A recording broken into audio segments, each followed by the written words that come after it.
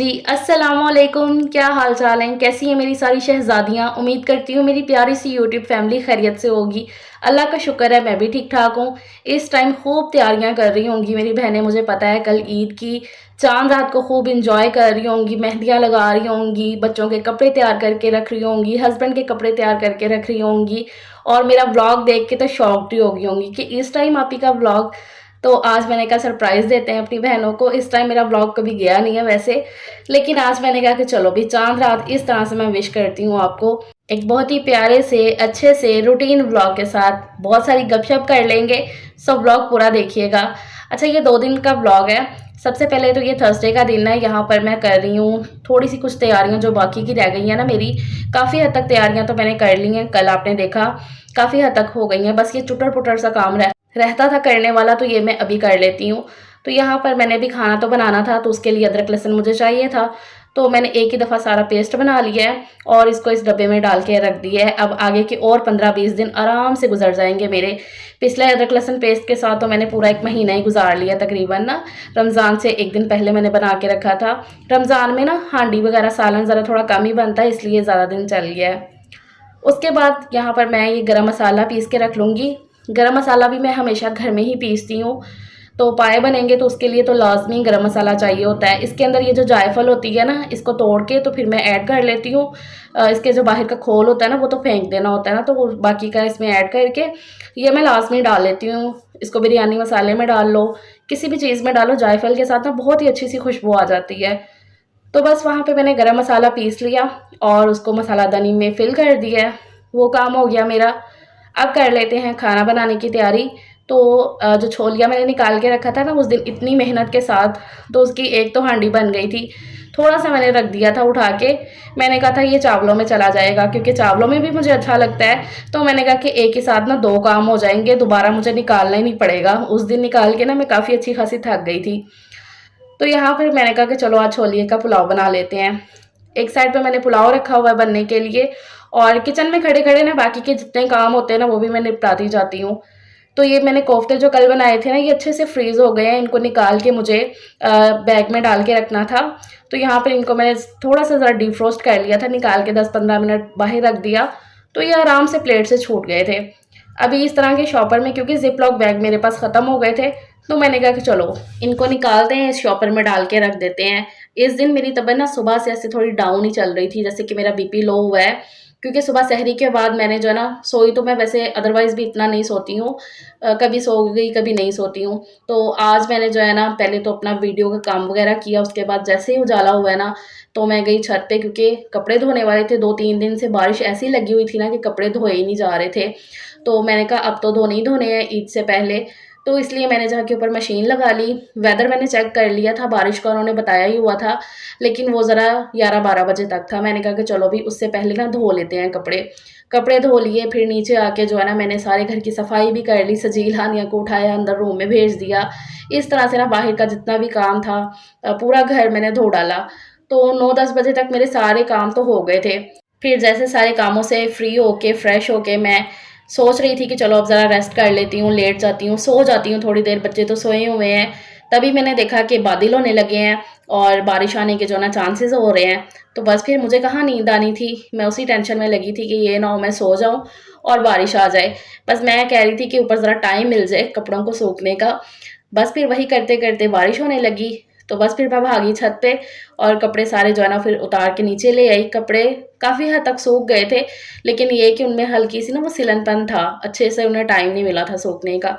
तो बस फिर मुझे वो लेकर आने पड़े भाग के नीचे और बस उन्हीं चक्करों में ना मेरी वो भागम-दौड़ में नींद तो फिर उड़ ही गई। फिर वो जो थकावट थी ना वो बहुत ही ऐसे अजीब-सी हो गई मेरी ना। हालाँकि टाइम तो मुझे मिला कि चलो मैं लेट जाऊँ, लेकिन नींद नहीं आ रही थी। फिर उठ के कोई ना कोई काम करने लग गई, तो इसी में जो ना सारा दिन गुज़र गया। बड़ी मुश्किल से इस टाइम पे मैं इफ्तार बनाने के लिए खड़ी थी। आज हस्बैंड को भी आने में लेट हो गया। कैसे हैं आप सब? अभी ये नेक्स्ट डे है और आज जुम्मे का दिन है। जुम्मा मुबारक आप सबको, बहुत बहुत ज़्यादा जुम्मा मुबारक हो। और रमज़ान का ये आखिरी जुम्मा है, आखिरी रोज़ा है आज। अल्लाह का शुक्र है कि पूरे 30 रोज़े हुए हैं इस बार अल्हम्दुलिल्लाह से। ये इतनी कोई एक्साइटमेंट वाली बात है ना, वरना हर बार ज़्यादातर 29, लेकिन अल्लाह का शुक्र है कि 30 रोज़े पूरे कंप्लीट हुए हैं अल्हम्दुलिल्लाह से। आज बस एक चीज़ ये अजीब हो गई है हमारे साथ कि मैं सहरी टाइम उठ नहीं सकी हूँ, मतलब कि बिना सहरी किए हमने रोज़ा रख लिया है। बड़ी मैं इसके लिए ना ज़रा परेशान भी हुई एकदम से उठते सारी। बेसिकली ना ये ब्लॉग को मैं कल से कंटिन्यू कर रही हूँ ना, हालांकि ऐसा होता नहीं है, मैं एक ही दिन में ब्लॉग को पूरा वाइंड अप कर देती हूँ और आपके साथ शेयर कर देती हूँ। लेकिन रात में ऐसा हुआ ना कि इफ्तारी बनाते बनाते तबीयत मेरी ऐसी कोई डाउन हुई, ऐसे डाउन हुई कि जैसे इफ्तार किया है ना, बस नमाज़ पढ़ी है, किचन हल्का फुल्का सा समेट दिया था और बस मैं जाके सो गई। तब की मैं सोई हुई सुबह सहरी के टाइम 4:55 पे मेरी आंख खुली है। वो भी जब अजान हो रही थी, अजान की आवाज़ें मेरे कानों में पड़ी ना, तो मैं एकदम से वो हड़बड़ी में उठी और सलीम भी उठ गए मेरी हड़बड़ी से ना। तो मुझे कहते क्या हुआ, मैंने कहा अल्लाह सलीम अजान हो रही है, सहरी का टाइम निकल लिया ये वो। तो सलीम कहते नहीं फ़रा अलार्म बजा है। लेकिन मैंने नहीं उठाया। मुझे ये था कि तुम्हारी तबीयत नहीं सही है, रात से तुम ऐसे सोई हुई हो तो तुम्हारी तबीयत सही नहीं होगी, तो इसलिए रोज़ा नहीं रखना है। मैंने कहा नहीं सलीम क्या ही बात कर रहे हैं, आखिरी रोज़ा है और जुम्मे का दिन है ये, तो रोज़ा नहीं छोड़ना था मैंने। तो बच्चों के लिए मैं भाग के उठी हूँ, इनको मैंने दूध डाल के दे दिया। मेरे से ना वो खाली दूध नहीं पिया जाता, मैं शेक वगैरह में दूध पी लेती हूँ, वैसे सादा दूध ना मुझे नहीं अच्छा लगता है। तो मैंने सिर्फ पानी पी लिए, नियत कर ली और बच्चों को मैंने दूध दे दिया फटाफट से, उसमें चीनी मिक्स शक्कर मिक्स करके, और उन्होंने फटाफट से वो पी लिया था। तो इस तरह से ना हमारी सहरी हुई है आज। ये कोई नहीं जी, अल्लाह को जो मंजूर हो वही होना होता है। बाकी अल्लाह का करोड़ों करोड़ों लाखों बार शुक्र है कि अल्हम्दुलिल्लाह रमज़ान बहुत बहुत अच्छे से हमारा गुजरा है। अल्लाह ताला हम सब पे अपना कर्म फज़ल रखे और ईद भी इसी तरह से हमारी जो है ना अच्छी अच्छी सारी गुजर गया है। ज़यान हाँ जी, कैसे हो? ठीक हो? ठीक हो? लड्डू कल कटिंग करवा के आया है, हेयर कट हो चुका है मेरे बेटे का। कितना पाला पाला लग रहा है मेरा शहजादा बच्चा, माशाल्लाह माशाल्लाह माशाल्लाह। तो अब मैंने कहा यहाँ पर मैं ये कपड़ों का काम जो ना ये समेट लेती हूँ, जो कि रात को ही मुझे करके रखना था, क्योंकि कपड़े ना पूरा दिन में फिर मैंने पंखा लगा के यहाँ पे छोड़ दिए थे, तो जितनी भी इनमें हल्की फुल्की सी सिलन थी ना वो फिर ख़त्म हो गई थी। तो रात को फिर जैसे ही मैं सो गई, हस्बैंड ने बस इतना मुझे उठा के कह दिया कि फ़रा चाँद नज़र नहीं आया तो मुकम्मल रोज़े होंगे 30 पूरे, तो आराम से तुम सो ही रहो, कि काम जो है ना अगर कोई होने वाला तो वो सुबह हो जाएगा। मैंने कहा कि चलो ठीक हो गया। तो इसलिए अभी फिर उठ के मैंने ये सबसे पहले कपड़ों का जो सारा काम है ना ये समेटा है। सहरी के टाइम पे भी मैंने बताया ना कि जो भी हुआ, सहरी मैं उठ ही नहीं सकी हूँ, बना ही नहीं सकी हूँ, तो बस फिर वो सुबह की जैसे वो आँख खुली ना उसके बाद मैं सोई नहीं, नमाज़ पढ़ी, सबक पढ़ा, ज़िक्र अज़कार वगैरह करती रही। और उसके बाद अभी यहाँ पर मैंने कहा ये सारा कपड़ों का काम ना ये ख़त्म कर लेती हूँ, इनको तय लगा कर अलमारियों में सेट करती हूँ। ज़यान मेरे साथ ही उठ गया था, सजील हानिया अभी भी सोए हुए थे। इस टाइम ना दिल में ये चल रहा था कि मेरे बच्चों ने सहरी नहीं की है, हालांकि वो कह रहे थे कि मम्मा ठीक है कोई मसला नहीं है, लेकिन फिर भी वो एक अफसोस सा होता है ना दिल में, वो लगा हुआ था कि मेरी वजह से इस तरह से।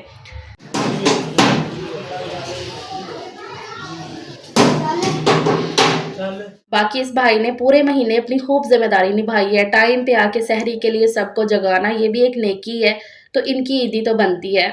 तो वही वो आए थे, उनको ईदी दी उनकी, बल्कि मैं खुद वेट कर रही थी उनका।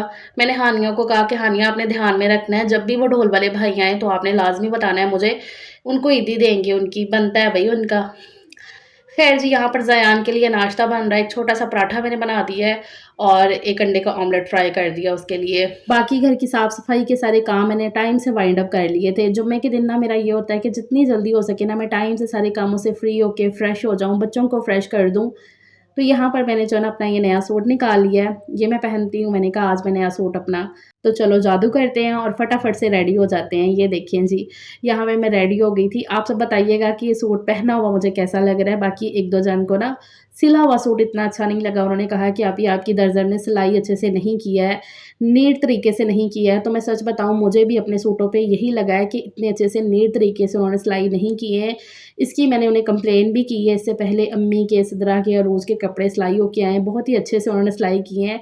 लेकिन मेरी दफ़ा पे ज़रा मुझे लगता है कि उनकी ना तबीयत ख़राब थी जब मैं अपने सूट लेने गई, उन्होंने मुझे बताया भी था, तो शायद ये वजह थी। बाकी उतने नीट नहीं है, लेकिन ठीक है, काम चल गया। अच्छा, मैंने चूड़ियाँ भी पहन ली, बच्चे भी रेडी थे। अच्छा, चूड़ियाँ ना आज मैंने जब मैं मेकअप बॉक्स की तरफ आई ना, तो मुझे वो डब्बा चूड़ियों वाला सामने नज़र आया और इतनी सी चूड़ियाँ मैंने उठाई, तो मैंने कहा कि चलो इनको पहन लेते हैं। मेरे से ना घर में चूड़ियाँ इतनी पहनी नहीं जाती हैं, हालाँकि पहननी चाहिए, मेरी अम्मी कहती हैं और मेरी दादो नानों को मैंने ये कहते हुए सुना था कि औरत को ना सवा मन चूड़ी पूरी करनी चाहिए, कि वो सवा मन चूड़ी पहने, तोड़े, इस तरह से ना वो अपनी पूरी ज़िंदगी में सवा मन चूड़ी पहने। तो मैं हँसती होती हूँ, मैं कहती मैं तो कभी पूरी, पता नहीं मेरे से किलो भी होंगी कि नहीं, मैं पहनती नहीं, बहुत ही कम, शादी ब्याह पे वही पहनी और फिर उतार दी, इस तरह से होता है मेरा। ख़ैर, मैं रेडी हो गई थी, बच्चों को भी मैंने फ्रेश करवा दिया था और उसके बाद ये मैंने बच्चों के कपड़े निकाल लिए थे ईद वाले। ये सजील का सूट भी कह रहे थे कि ये बड़ा सोबर सा कलर है, बड़ों वाला कलर आप ले आई हैं। मुझे अच्छा लगा था और तो फिर इसलिए मैं ले आई। ठीक है, आपको सोबर लगा है। इनके कपड़ों में मैंने इलास्टिक डाल के रख दिया है। इफ्तार के बाद अब मैं सबके कपड़े प्रेस करके रख दूँगी। तो ये वाला काम भी अभी हो गया है ना, तो कल के लिए कोई भी हड़बड़ी नहीं होगी। इस तरह से छोटे-छोटे से काम करके रख लो ना, तो आसानी खुद के लिए होनी है ना, और बाद में एंड टाइम पे ये ना हो, इलास्टिक नहीं है, ये छोटा है, वो छोटा है, तो इसलिए ना मैंने पहले वो निकाल के उनको रेडी करके रख दिया साइड पे। उसके बाद अभी मैं ज़ोहर की नमाज़ पढ़ने के लिए बैठ गई हूँ। इतना इतना कोई सुकून वाला ये महीना आ रहा है ना, मैं कहती हूँ अल्लाह ताला हमें बाद में भी इसी तरह पाबंद बनाए नमाज़ का, जिस तरह से हम रमज़ान में पाबंदी करते हैं नमाज़ की, कुरान पाक की, ज़िक्र अज़कार की। अल्लाह ताला अदरवाइज़ भी हमें इसी तरह से तौफ़ीक दे कि हम करें अल्लाह की इबादत जितनी हो सके। सदके जाऊँ, मैं नमाज़ पढ़ के मैं अंदर आई हूँ तो यहाँ हानिया देखो बिल्कुल नढाल सी हो कैसे लेटी हुई है। सुबह से ना ऐसे बस ढीली-ढीली सी। ज़ाहिर-सी बात है कि बच्ची है अभी वो, सजील तो इतना नहीं वो करता है ना, तो हानिया ज़रा वो थोड़ी-सी ढीली-ढीली हो रही थी। सहरी नहीं की हुई थी ना, तो उसको वो फ़ील हो रहा था। तो वही फिर मैंने उसे उठाया, तो मैंने कहा कि चलो इसको ज़रा आरे लगाते हैं। तो मैंने कहा, "आओ हानिया, मेहंदी आपको अभी लगा देती हूँ।" वैसे ना हानिया ने मेहंदी लगाने के लिए कहा था कि मम्मा मैं देखती हूँ, लगाती हूँ, नहीं लगाती हूँ, सीधा खाला की शादी पे ही लगाऊँगी वरना तब तक उतरी ना तो। तब तो मैंने ऐसी लगानी है, वैसी लगानी है। तो इस तरह से ना बड़े चाव हैं इनको खाला की शादी के। अल्लाह ताला खैर व आफ़ियत का टाइम लेकर आए, बस मेरी तो यही दुआ है। अच्छा, यहाँ पे हानिया को फिर मैं मेहंदी लगाने लग गई थी। मैंने कहा कि चलो ये काम शाम को भी तो करना है ना, चाँद रात है तो अभी से शुरू करते हैं। तो यहाँ पर हानिया को मैंने इस तरह की मेहंदी लगा दी है। मैडम ने डिज़ाइन खुद ही निकाला था मोबाइल से और स्क्रीनशॉट लेके मुझे कहा कि मम्मा मुझे ये वाला लगाना है आपने। डिज़ाइन सिंपल रखा है ना उसने, कहती मम्मा जल्दी उतर भी जाएगी ना ये थोड़े दिन में ही, तो फिर खाला की शादी पे दोबारा लग जाएगी। मैंने कहा अच्छा भई। अब देखो कैसे-कैसे डिज़ाइन आ गए हैं मेहंदी के, वरना मुझे तो वही भरी हुई मेहंदी अच्छी लगती है, मैं अपने हाथ पे वही लगाती हूँ ज़्यादातर। अब देखो ईद पे मैं लगाती हूँ या नहीं। हाँ, डिज़ाइन वाली तो नहीं लगाऊँगी, अगर लगाऊँगी भी तो थोड़ी बहुत ही। वैसे तो मेरा अभी दिल नहीं है मेहंदी लगाने का। और बाकी आप सब बताएँ, आप सबकी मेहंदियाँ आप बाहर से जाके लगवा के आते हो या खुद लगाते हो? बताइएगा मुझे। बाकी मेरी बेटी को तो मैंने इस तरह की मेहंदी लगा दी है, हमारी चाँद रात बहुत अच्छे से माशाल्लाह से हो गई है। फिर उसके बाद ये रमज़ान की आखिरी इफ्तार बनाने के लिए यहाँ पर मैं आ गई हूँ किचन में। काफ़ी हद तक मैंने तैयारी कर ली है, कुछ भी रिकॉर्ड नहीं किया क्योंकि इतना ज़्यादा क्या ही दिखाना था एक व्लॉग में। बस मैंने थोड़े-थोड़े से क्लिप्स ले लिए थे कि आज के दिन के भी ना मैं शेयर कर दूँगी। हो सकता है इससे भी आपको काफ़ी मोटिवेशन मिल जाए। बहुत से ऐसे काम जो आपके करने वाले हों और आप कहें कि हाँ जी, भी अभी उठते हैं और करके रख लेते हैं।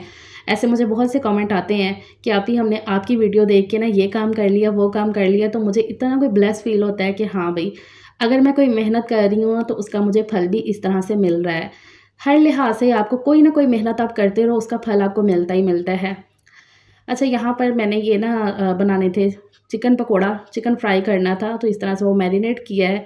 वही आपको दिखा रही थी, तो हानिया कहती मम्मा मेरी मेहंदी सूख गई है, मतलब मैंने हाथ धो दिए तो इसका कलर भी दिखाओ, तो वो दिखा रही थी आपको।